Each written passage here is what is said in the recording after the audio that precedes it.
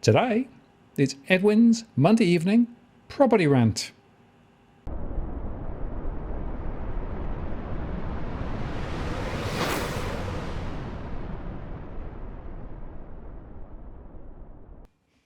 Hello again, it's Martin North from Digital Finance Analytics, where I've noticed posts covering finance and property news with a distinctively Australian flavour. It's a Monday evening, so I have Edwin with me, but I also have George with me too. Hi, George.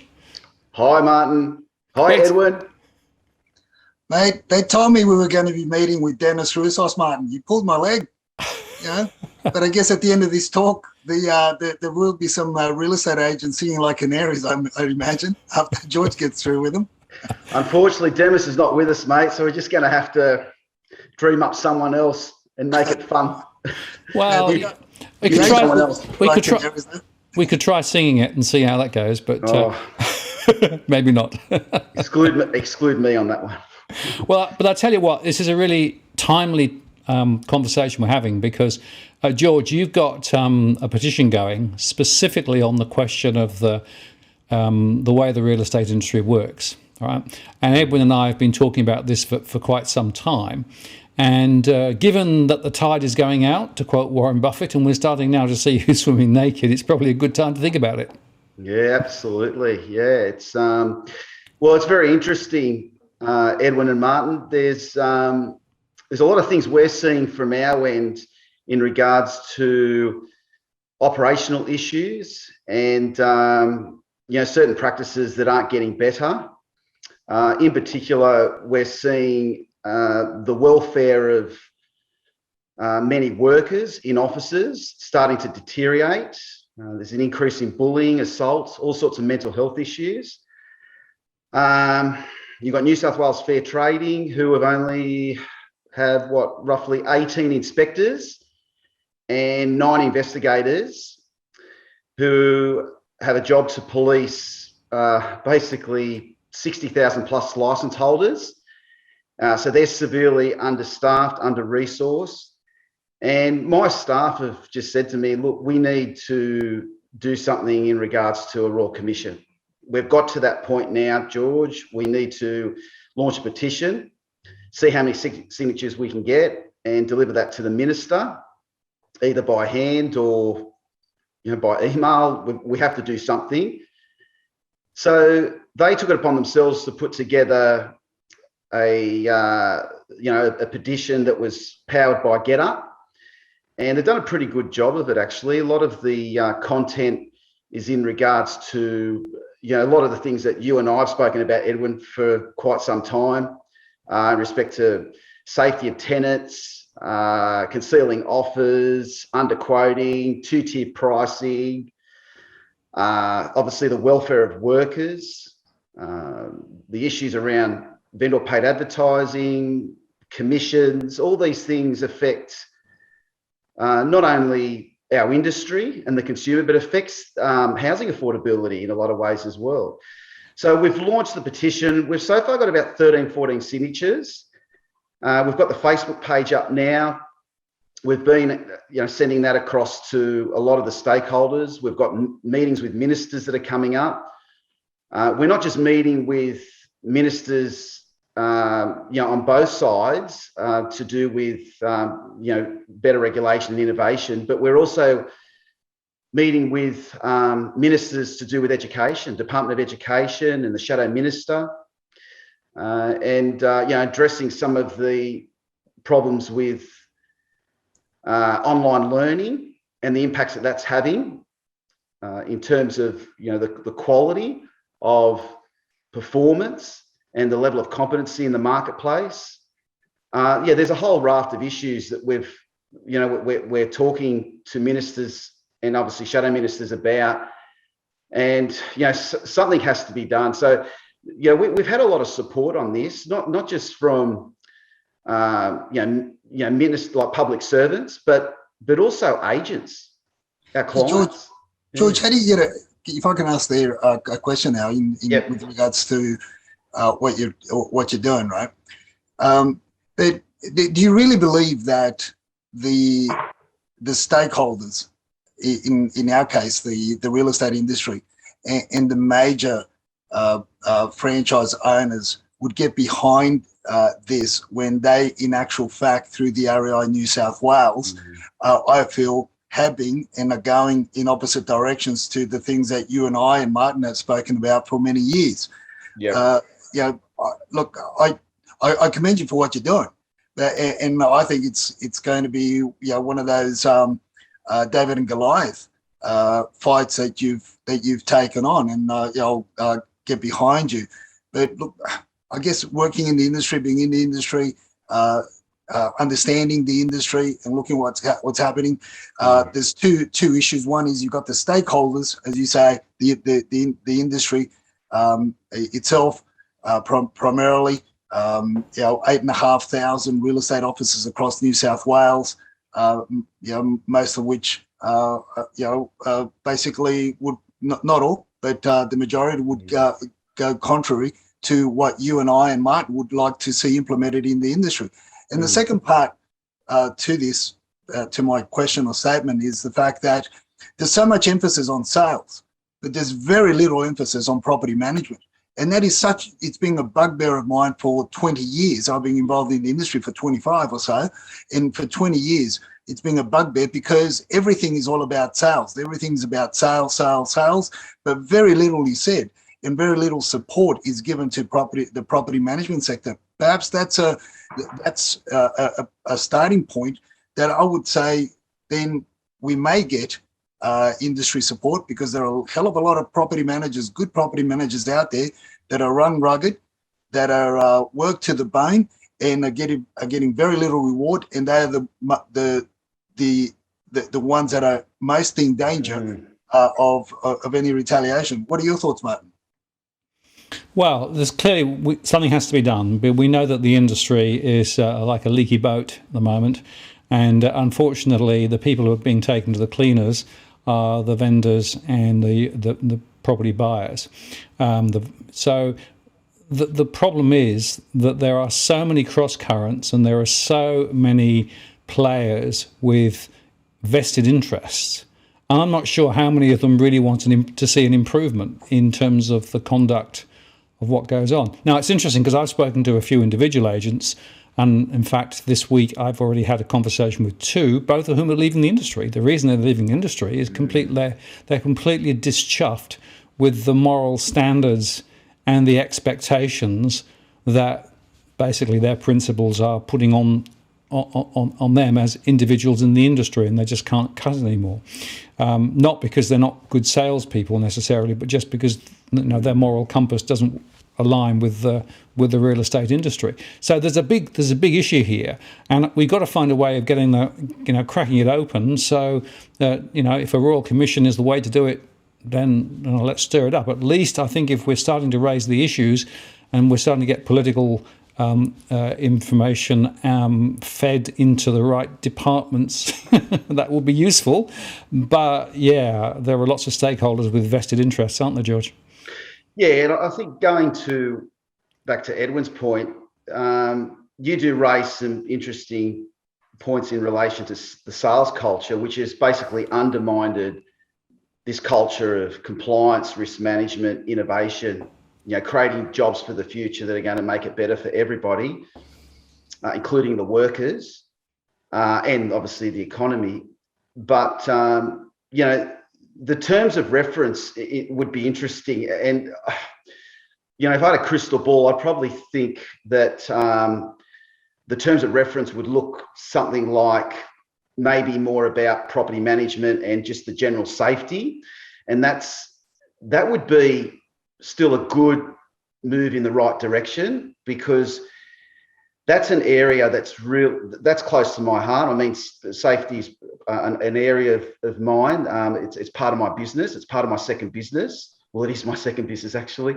But when I read that recent article in news.com in relation to the mental health of workers, not just property management sales agents, I thought that alone calls for a royal commission into the real estate industry. And you've got to also think about tenants, what tenants are going through. I mean, I've got some stats here, and I'm sure a lot of this resonates with you, Edwin, because you've been quite vocal about this for quite some time, but research undertaken by Choice, the National Association of Tenants Organisation and National Shelter in 2017 found that 50% of renters have experienced some form of discrimination when looking for rental property.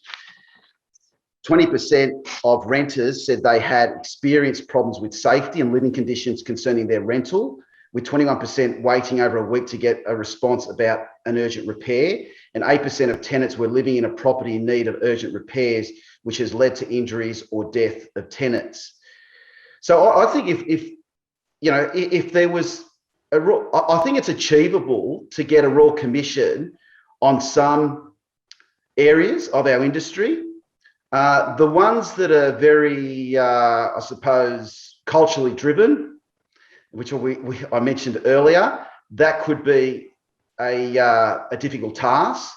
But again, when you talk to the powers that be, they're not rejecting it.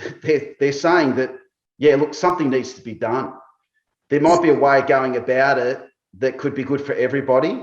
But yes, it's not an easy task, and something has to be done. And I think when we revisit this, probably in about 4 or 5 months' time, we'll have a probably good idea how things are going to look with a Royal Commission, if there is going to be one.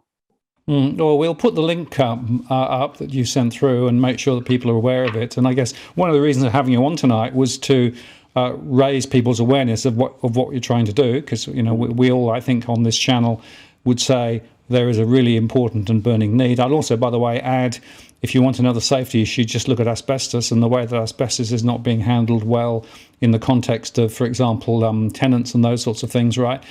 Big deal there as well. So we might want to add that to the list. I don't want to overburden it, but it seems to me that that's a really important issue. I mean, I've had so many people, talk to me about exposure that they've had and doubts they've had in a tenancy environment where, in fact, the landlord is not interested. Yes.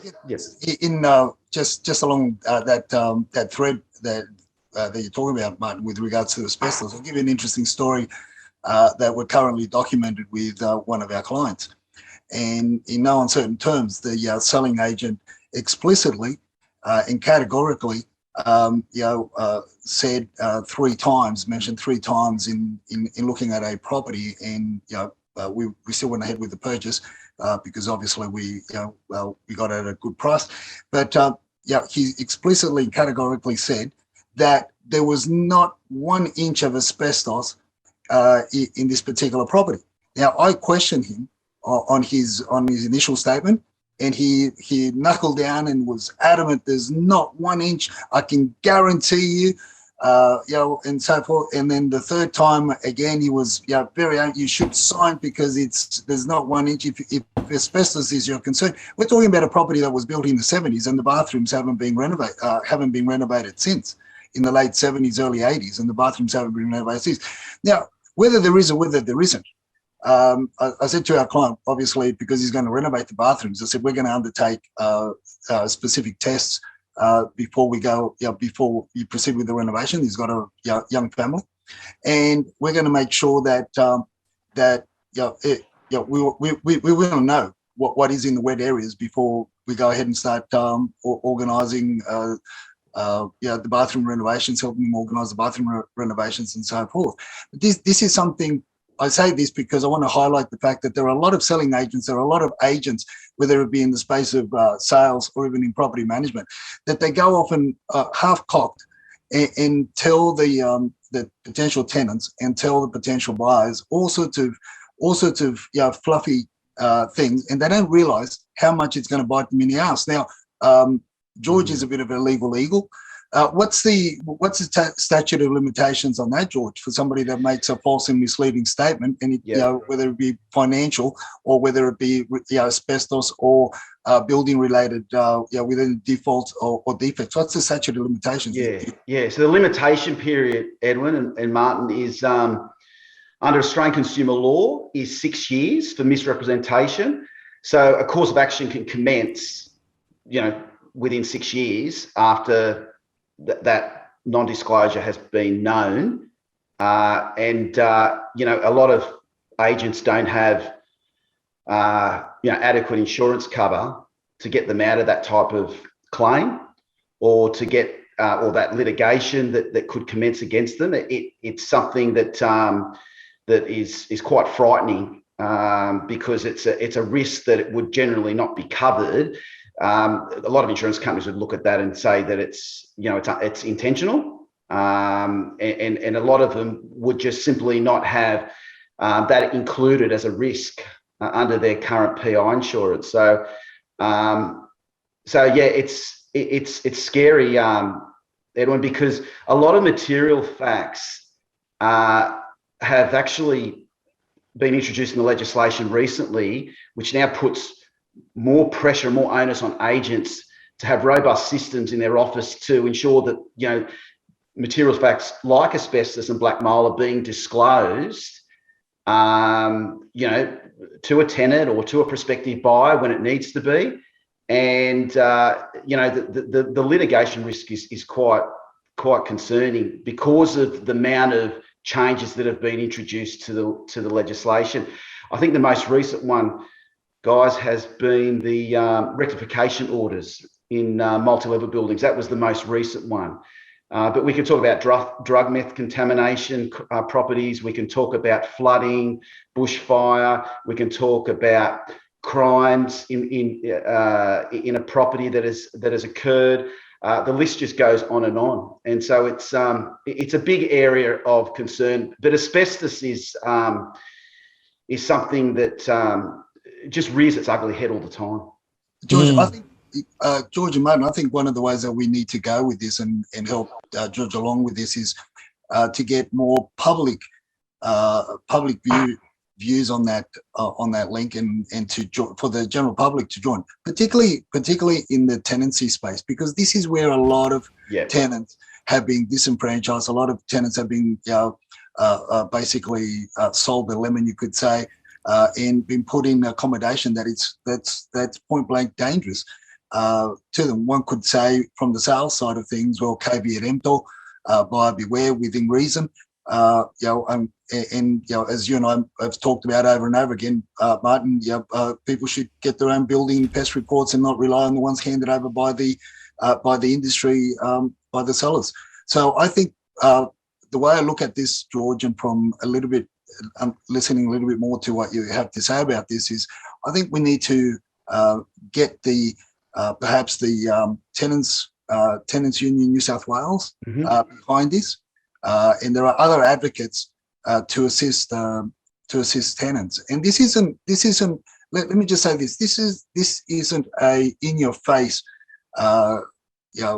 commentary that I'm putting out there against landlords or property owners, because there's a hell of a lot of good landlords and property owners that do want to do the right thing. But at the same time, we've got a handful of rogue landlords and owners, and that, as I've posted some of the videos of some of the so-called granny flats that have been rented in the past of properties that are currently on the market for sale. It's absolutely dreadful, absolutely dreadful.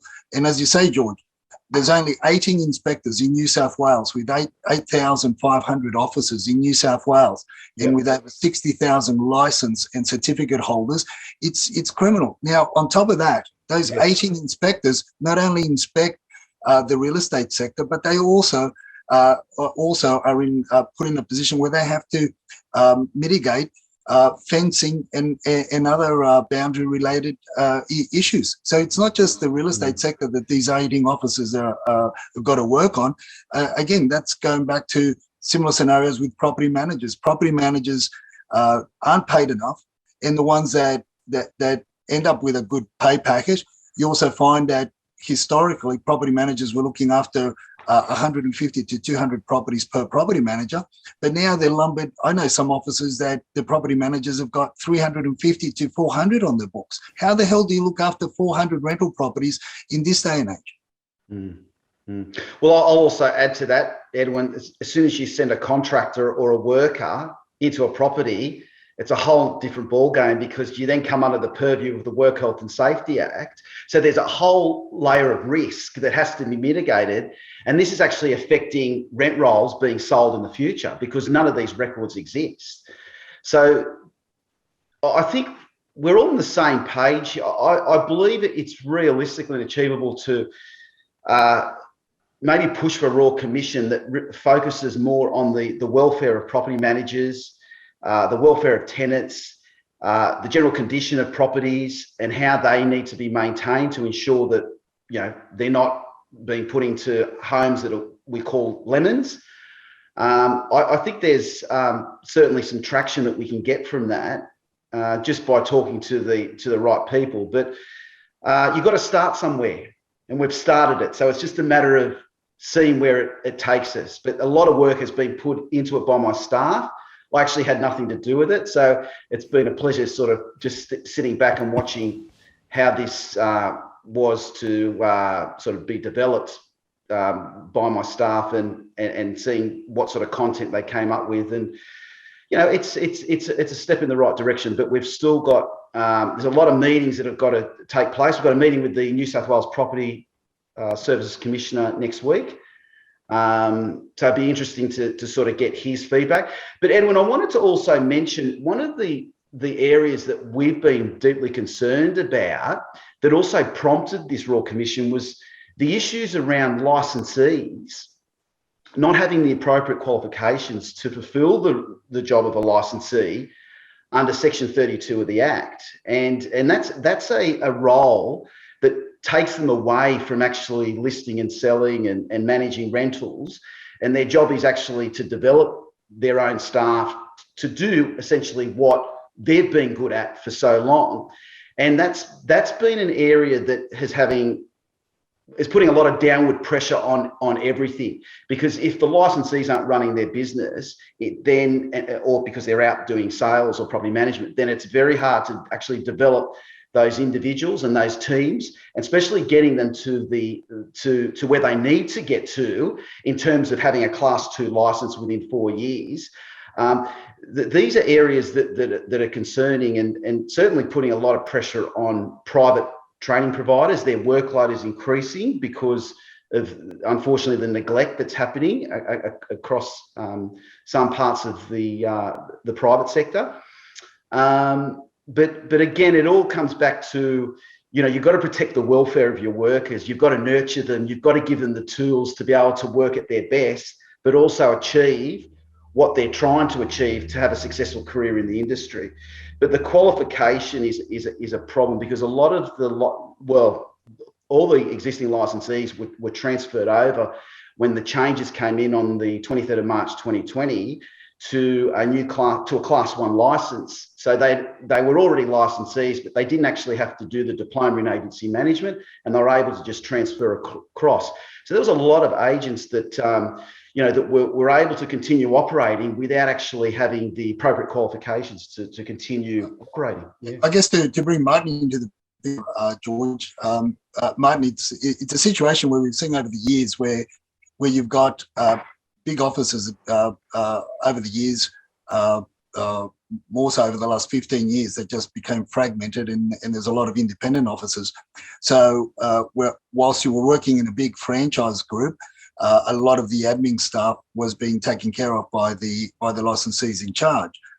Whereas now, when it's a 2-man band or a 3-man band in terms of sales and trying to run a property management book as well, it makes it very, very difficult. So the person in charge, the licensee in charge, has to go out there and earn a quid as well, earn a living, and that is mainly done through sales. Because the rent rolls aren't big enough in order to support the industry. Typically, pre-15 years ago, you would say that 60 to 70% of the revenue of an office was obtained through the property management services.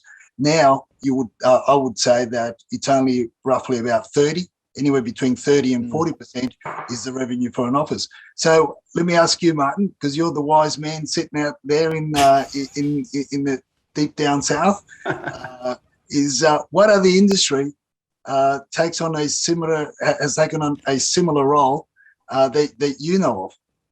Well, I would say that you could look at almost all of the financial services sector a few years ago, right? It's horribly resonant. And look at where that went. I know, exactly right. So that, the wheels fell off that eventually, and a lot of people ended up leaving the industry. I mean, I think the point is, and we'll sort of move the conversation on a second. But the point is, George, this is a really important initiative. We'll make sure that those links and things are below.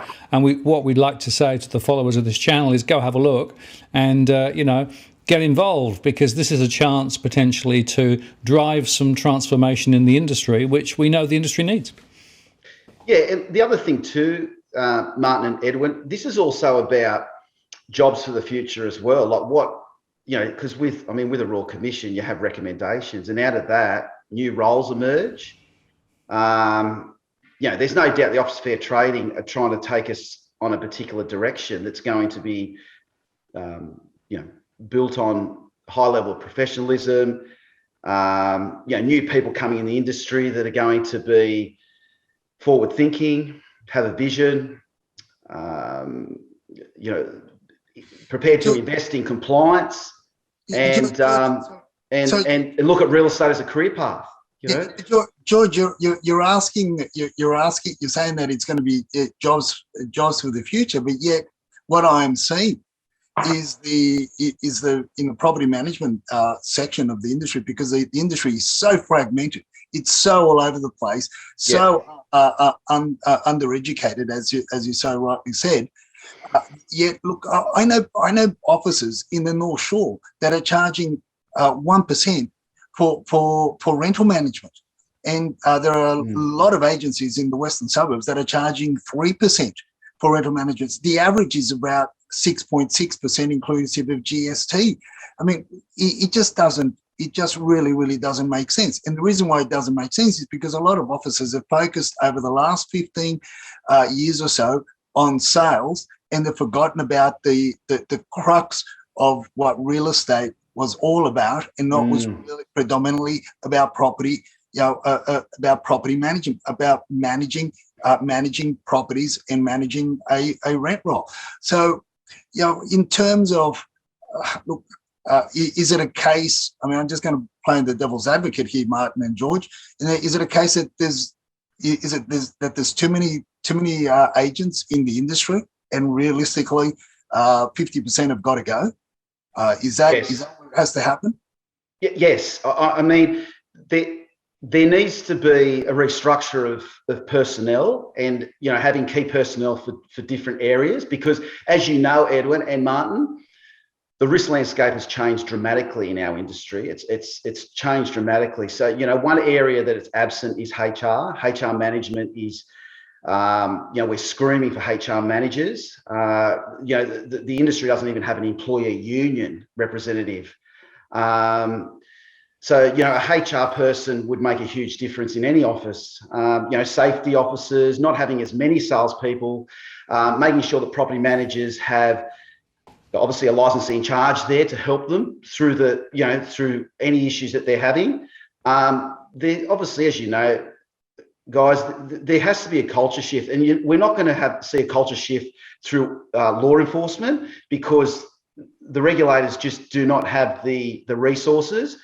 But we spoke to Daryl McIntyre from Fair Trading, who oversees the inspectors and the investigators, and he put it to the fact that the new education requirements are going to push a lot of change in the marketplace. But my fear is that what happens is that because you see people leaving the industry, Edwin, you're seeing people leave the industry because they're not being given the support, you end up with a situation where a lot of offices are running with skeleton staff. And, it sort of has a dangerous impact on whether that business can continue operating. And the last thing we want to see is offices shut down. But we want to see. I do want to see offices shut down. Okay, rightio. Martin, don't stay me, but I do want to see a hell of a lot of offices shut down. What are your thoughts, Martin? Are Are you for offices shutting down, or pro offices opening up? You can say that, Edwin. I can't say that. I don't know what the right sizing of the industry is, but what I do know is that if you actually have too many things to do, things don't get done properly, right? And if the intention of the industry is to become more professional, and I think that's a very good thing, and I think that the regulators are pushing against the right levers in terms of better professionalism and those sorts of things. But it's more than the law, right? It's more than a series of guides. It's about the culture, and it's about how people are rewarded. And I think that's probably the real, it's a cultural change question, it seems to me, rather than a legal change issue, right? And then the question is, well, so will the people who are currently in the industry be able to morph into what's required to dance in the new industry, or will they fall off the back of the lorry, as it were? And that would seem to me to be the answer to how many you're going to get, rather than anything else, right? Because what you want is, you want higher standards, you want better outcomes for those who use the industry, whether they're buying or selling or renting or a property investor looking for property management. And if it's more professional and doing a better job, then you get better outcomes, you get less messing around in terms of fraud and those sorts of things, and you get less breaking of the rules and breaking of the laws, which we know is rife at the moment. Yes. Mm. Oh, 100%. That's and that's a problem. I feel if you really want to bring about change in the industry with the real estate commissioner and whoever else that you've been speaking to, George, is I've been saying for a very long time, is you can't do this job. Fair Trade New South Wales cannot do this job if they're understaffed, undermanaged, and under-equipped. I mean, for crying out loud, it was the last time I saw an inspector out looking at an open house / auction was 21 years ago. I mean, when this is with 18 staff that are under resourced, and it's you just can't do it. The first thing that needs to happen is the regulator, Fair Trade New South Wales, they have to put on more stuff. They have to separate the inspectors. They have to revert back to what it was 8 years ago, when we had a separation of any other property matters and real estate matters. Real estate stood on its own. When they merged it with the other punitive matters with regards to fencing and trees and all sorts of stuff and dogs barking and noise and so forth, when they merged it all, it's just, and I believe there was, at that time, there was something like 27 or 32 staff just focused on the real estate sector. And there was a lot of things that that were being done. Post that, we are where we are because, quite frankly, unfortunately, the state government, dropped the ball, and they decided to under-resource the regulator. Without the regulator, look, we can whistle Dixie. We can argue till the cows come home. Not a lot is going to happen, and if it is going to happen, it's going to happen at a very slow pace. And the only thing that's going to bring about change, as Martin so rightly says over and over again, it's going to be the ramifications of the demise of the small business that are just going to fall over because of other economic pressures other than regulators wanting to change the industry. That's my call. Don't say me. That's just my call.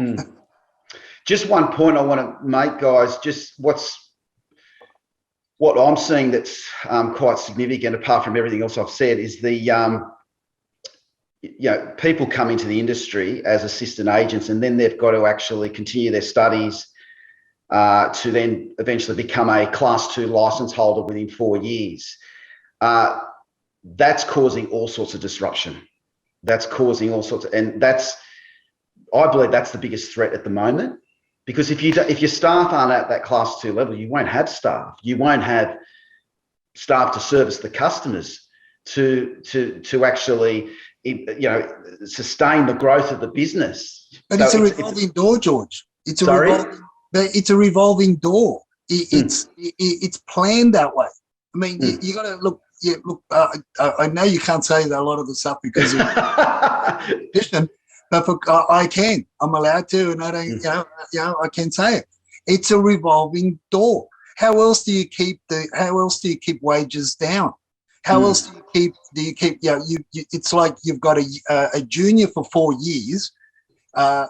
Somebody being paid a junior's fee, and then you get rid of them, or they're overworked and they're overtired, and they just go on the merry way anyway. They're forced to vacate the industry.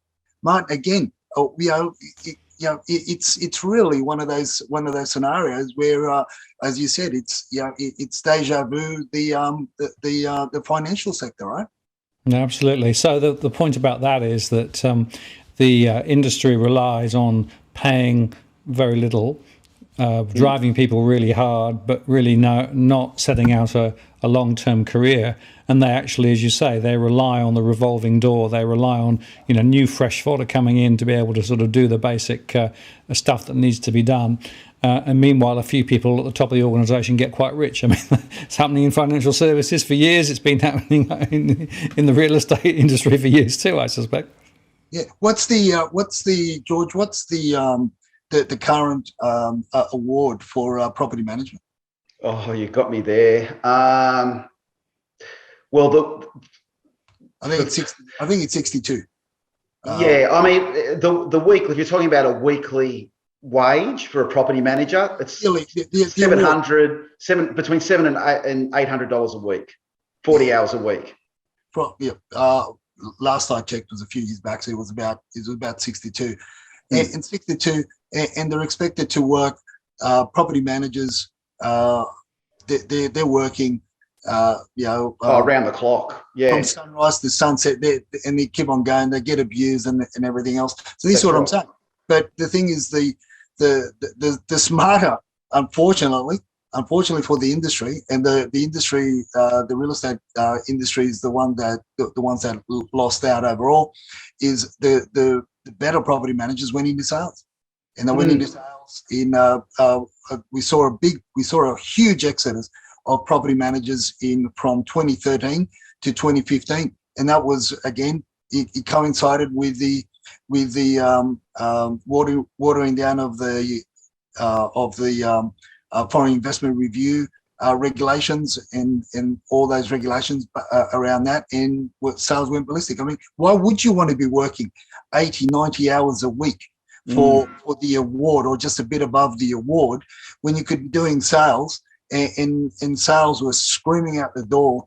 As soon as an off the plan building come on the market, it used to get sold, literally on the weekend in some cases with a lower set buildings. So this is the unfortunate thing. They're not remunerated well enough to keep, and with that came a further demise. We lost so much industry knowledge and expertise. Now you've got 18-year-olds trying to be the conduit or mitigate major building issues with strata complexes, with freestanding homes, and owners that are more than likely politicians or lawyers or they don't give a damn as to what the tenants want or don't want, because they certainly know. And you got 18-year-olds that wouldn't have a clue. And as you said, because they're certificate holders and they don't really understand. We lost a lot of good people from 2015 till now. And that's the unfortunate thing. And the public, I just hope the public gets behind this, George, because it's really the tenants themselves that need to get behind this, and the general public need to get behind this to really make any substantive change. That's Edwin, you did make a good point about the public sector, how there was a cutting of jobs. I think it was around about 2008 when we saw the emergence of Service New South Wales, and there was a lot of good people in fair trading that were either moved on or they basically retired, and there was a lot of reform projects that were put on the table. New South Wales fair trading haven't recovered since that period, or the state government hasn't recovered since that period. So that's coincided with this explosion of online learning, if you do your research, TAFE can't get numbers to run face-to-face courses for the Cert 4 and the diploma. And then we've seen more legislation come in, more changes in the regulation. The landscape has changed. Insurance market is hardening, which I've mentioned to Martin on this show before. So, you know, there's a lot of external forces at play, and I you know, this is collectively, and look, the one thing that stuck with me, the Property Services Commissioner mentioned to me on the phone, was that a lot of things can be done collectively, but you need the right people to come together collectively to drive it, and that's another challenge in itself. Yeah, well, George, I appreciate your coming on and sharing your thoughts here. I think this is a very important thing. We'll say put the links there below. Stay around for the rest of the show, because Edwin and I are just going to quickly skip through some of the other things that we want to touch on, but you may well have opinions on them too. Because Edwin started off by saying, stirring up a bit of a hornet's nest tonight with George coming on. But of course, Edwin, Tom Panis also has stirred up a bit of a hornet's nest too, wasn't he? If you really cared about your vendors right now, you know what you'd do? You'd get on the phone to people in your pipeline and you'd actually let them know that with interest rates going up, buyers are going to be re-rated for their borrowing power. They're going to have lower borrowing power in the future. You need to tell this to your prospective vendors that are in your pipeline. They need to come onto the market now, because when the borrowing power goes down, you're also going to be getting lower offers. And lower offers means lower sold prices. I think you've got to get on the phone, ring up your vendors and say, hey, listen, I want to give you a health update. I'm going to give you two prices, based today and based on buyers being re-rated with lower borrowing power in the next few months.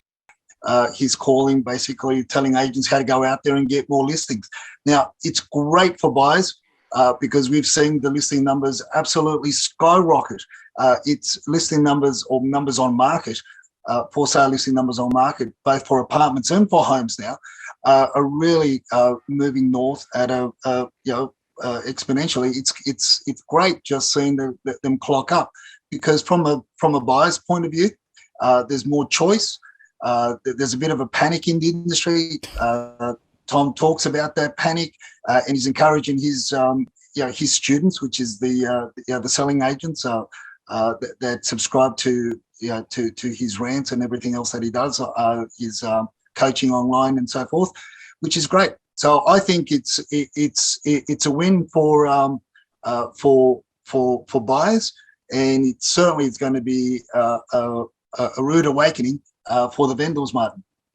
Yeah, absolutely. No, it's really, everything is now moving quite fast. The listings are going up. The sales momentum is easing. The auction list clearance rates are dropping. People are having to accept significant falls in prices if they want to actually get a sale. And Tom's whole point is, if you're a vendor and you want to try and sell now, because if you sell later, you'll have to take a significant drop, and that's partly because of the tighter underwriting standards and also the extra supply. So we are, I think, at a really important inflection, a moment in the marketplace. It's interesting that a number of people, including Christopher Joy, is now talking about property price falls and substantial property price falls over the next little while as the RBA continues to ratchet up the cash rate, and all of those things are sort of coming home. And of course then we've got the Chinese factor there as well, and the latest power struggles, according to your WeChat chatters, they're watching this with great interest. It is rather interesting. Dusty and Evan put out a post last week with some of the commentary going out there, and it would appear on face value that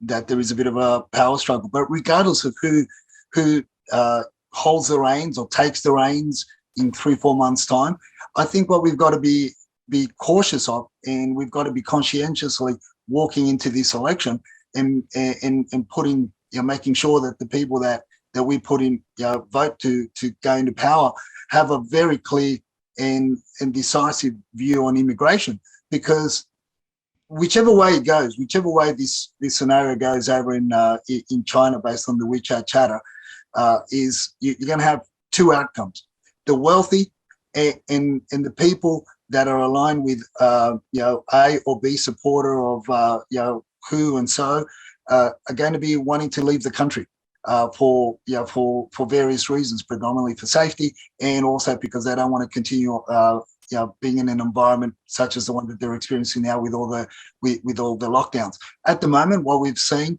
and what we've spoken about is that Vietnam is a great beneficiary of what's happening in with all the lockdowns, because there's a lot of movement of currency from China to Vietnam to set up plants, and so that they can be able to the big industrial moguls can continue to about their business and making money. So the big question for us is moving forward for us is whoever's in charge, as I keep on saying over and over again, both parties seem to be the wings of the same bird. So are they going to take us to that position where the lever is going to be pulled in order to obviously take up a lot of these properties that are coming on market, Martin? It's an interesting play, but it's a watch and see for that side of things. Well, I reckon you can bet your bottom dollar that after the election, no one, of course, is talking about migration during the election campaign. Either side, mind you, I didn't watch most of last night. It was ridiculous, so I turned it off. You actually watched some of it? I didn't watch any of it. I watched that much of it, and I gave up.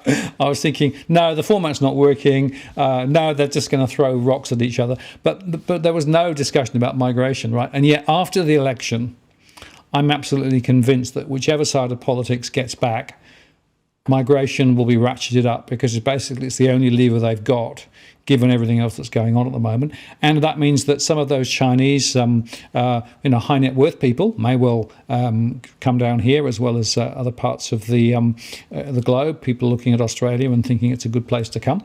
And I suppose also we should ask, well, what are the local WeChat chats doing? Because again, it looks to me as though they're definitely moving away from high rise, moving away from crypto, looking at land, looking at commercial warehousing and freestanding homes. They've got a quite specific strategy too, haven't they? Well, they have. That's added to that, Mike, is one of the things that we've been hearing a lot over the last week or so, because of the conversations had with interpreters that assist a lot of these local WeChat chatters on with NCAT issues. Is a lot of the issues that there's been a surge in issues around high-rise development. So more of a reason why they're turning away from these high-rise developments. There've been apartment blocks that one or both of the lifts aren't working. There's other issues where the roofs have been leaking and no repairs. Basement car parks are being flooded, and obviously tenants are asking for rent reductions based on all these issues. Interestingly, this week, over the last week, a lot of these concerns and a lot of the banter with the local WeChat chatters are being that some of these poor bastards are holding not only one but two or three properties in apartment buildings around Sydney that are absolutely cankered with a lot of issues. So yeah, it's dump them if you can and run as fast as you can, and look at land for security and longevity. Yeah, well, I actually posted tonight my latest stress analysis, and it's really very, very interesting how the number of holders of high-rise with problems is rising, and therefore the number of people now desperate to get out, a lot of them property investors as well as some owner-occupiers. I mean, it's really coming home to roost, all of this 20 years of bad construction, 20 years of lack of good governance and everything else. It's all coming home to roost now, and there are just more and more vacant properties with defects that nobody knows what to do with. That's right, and that's adding to let me say, taking away from the pool of available rental properties, which is also another concern. Which again, it behooves me that a lot of these reporters aren't really pressing, Albo and ScoMo in the press conferences about affordable housing, easing the rental stress that a lot of people are facing. I'm hearing some dreadful stories out there, Martin, of single parents with 2 or 3 kids unable to afford a small home with a small backyard, and now having to look to move back from some form of space to look at a 1 or a 2 at best bedroom apartment in an old complex. It's diabolical what's happening out there, and they've really they've really dropped the ball. And it's not only just now, not in recent, as you and I said, this has been going on for over 15 years, and for almost 2 decades and beyond. And it's only going to get, I think it's only going to get worse before it gets better. Well, I agree. And of course, the other point I'd make there is that most of the media pack, they're out for the quick gotcha, what was 0.5 or 6 points or whatever. But I mean, there's no substantive debate and there's no substantive questioning about those core policy issues. It's all the peripheral stuff. And of course, what's happening is, Edwin, is that the agenda is being set by the politicians rather than, the media using their brains and searching questions. It's like they're being herded. They're taken to a particular location, and it's all stage managed and set up, and then they ask these sort of Mickey Mouse type questions. I mean, it's no better than when the mainstream media asks stuff of Phil Lowe. It's exactly the same problem. No one is actually wanting to ask the hard questions, right? And there's a damn lot of hard questions that should be being asked at the moment about property and construction and all those things, and housing policy. But no, nobody wants to go there. Why? Because neither side of the main parties want to actually have any light between them when it comes to this, because they're scared they might get knocked off. As you say, they're 2 sides of the same bird, and of course if one bird drops a wing, then they go around in circles. So that's probably what they're trying to avoid. Yeah, look, it's going to be, it's all I can say again over and over again is just be very conscious as to who you vote for and what party you vote for moving forward. Not here to tell you how to vote, but we're very, very cautious, conscious as to look at what they have done, what they're promising, what they're not promising, what they're not saying. I think that's more important. Is trying to listen and pay attention to what they're not saying, more so to the as to what they're saying, because what they're saying just fluff. I wouldn't even employ them to run a McDonald's store in Mount Druitt. Well, I actually said a couple of weeks ago it was a content-free election, right, in terms of policies, right? And I still pretty much hold to that, right, despite all the noise.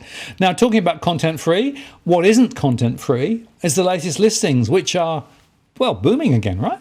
Look, booming. If you look at the housing market, the snapshot just before the rant, 7,666, the mark of the beast. That's it. It's a dead duck. The 7,666 freestanding homes on the market.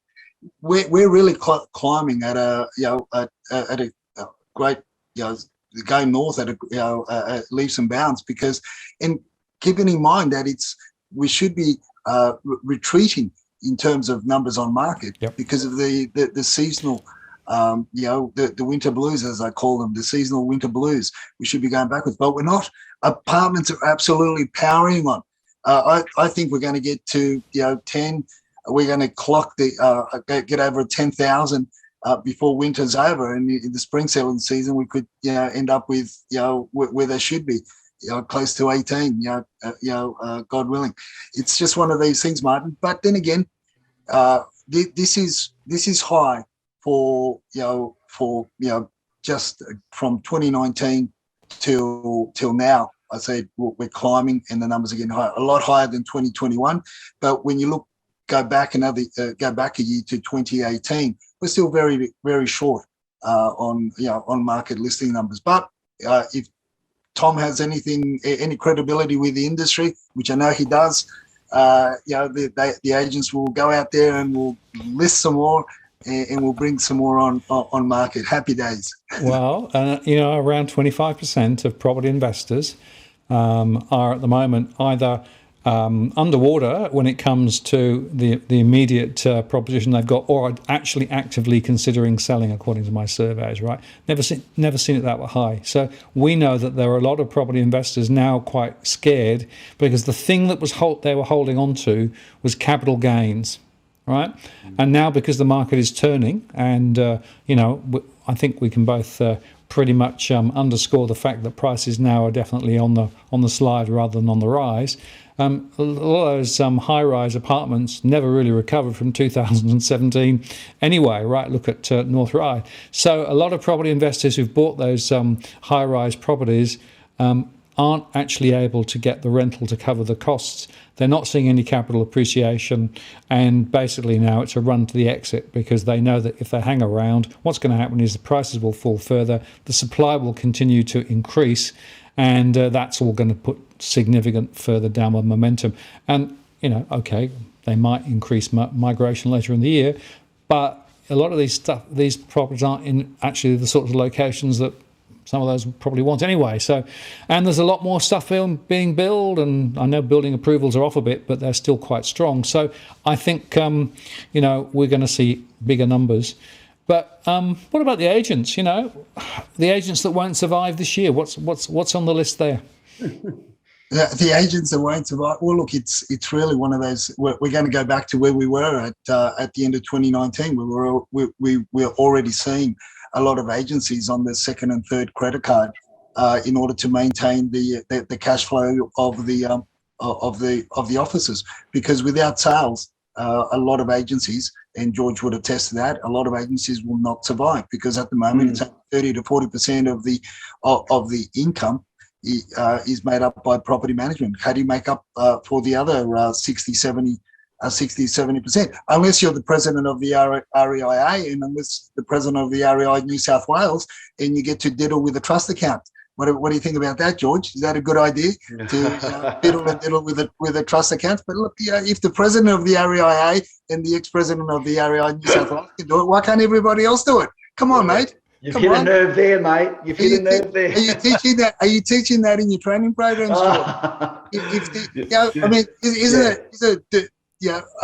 Aren't they doesn't everybody aspire to be the president of the REIA or the REI New South Wales? Come on. There's been a few changes. Mark, can I ask you a question about demand for credit? Yep. Do you see the demand for credit plummeting? Yes.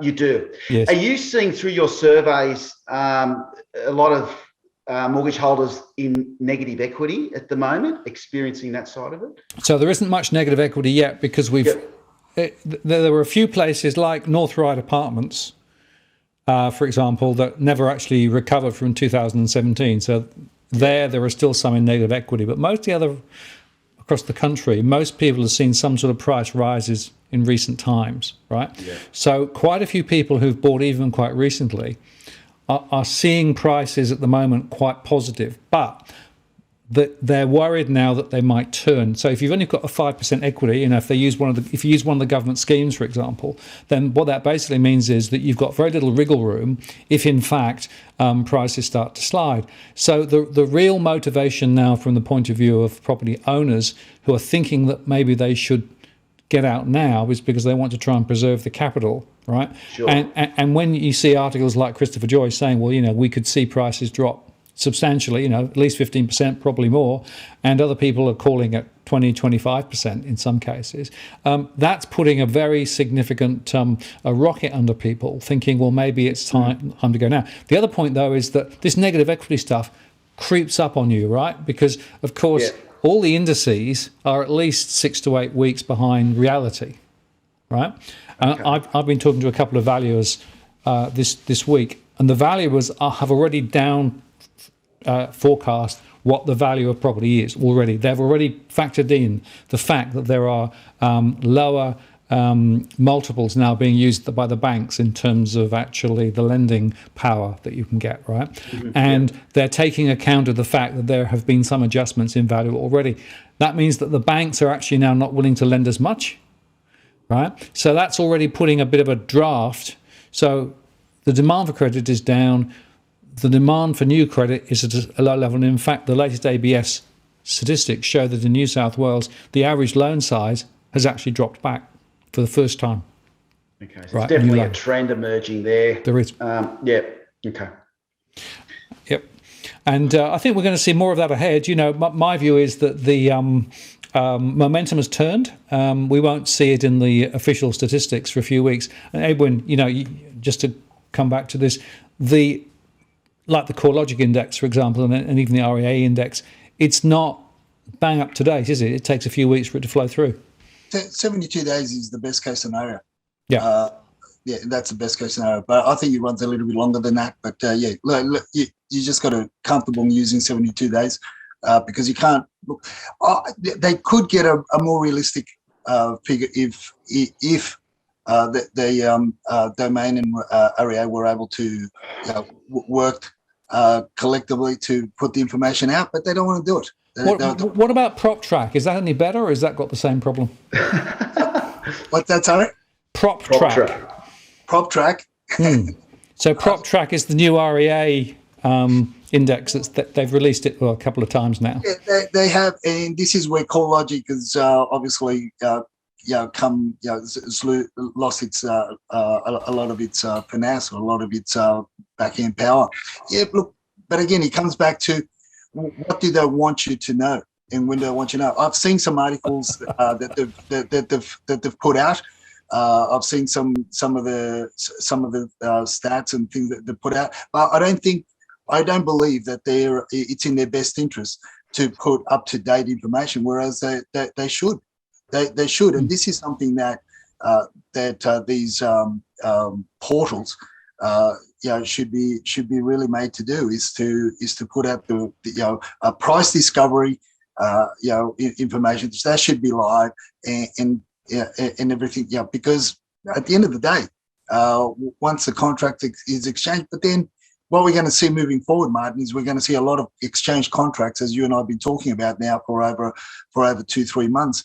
Is the phenomenon that's going to be occurring now is that a lot of sales are going to fall over, whether the purchasers are going to lose the 0.25% or whether they're going to lose the 10% deposits, because valuations are going to fall over. And this is why people have got it. And the tip is you've got a hell of a lot of money underneath your mattress when you go out to auction and you put your hand up to bid at an auction, because it won't necessarily, the valuation won't necessarily come in at contract price. So you got to have that reserve, at least 5% reserve in your tank, extra should the valuation falling short, because there's more and more of that creeping in, and there's a lot of chatter on Twitter about that as we speak. Yeah, buffers is what I keep saying to people at the moment. Make sure you've got sufficient buffers on repayments. Make sure that you've got the ability to cover additional costs if you're building, because the building costs are going up. And as you say, make sure that you understand that the preliminary mortgage offer that the bank has offered you may drop between that point and when you actually want to go get it. So it's very important, again, you have buffers. And hey, George, one last question to you. Yep. This idea of the data, right, and the fact that there is really very poor data, very poor real-time data available, and a lot of people are misled by those portals and what's on them. Maybe that's something else to add to your list of things. It's funny you mentioned that. Back in Edwin was part of this as well. Do you remember, Edwin, when there was a project put on the table by the Labor government to harmonise all the state-based laws with a view to actually having like national auction laws, national trust account laws. There was national licensing, of course, that came a little bit later on. And there was a mention about like a national securities register where listings would be registered. And who opposed it, George? Who opposed it? Let me hear it. Who opposed it? A lot of people opposed it. No, but what was the main organisation? REI, yeah. Who, sorry, mate, who was it? The REI, yeah. So there was a call for what we would call a national securities register.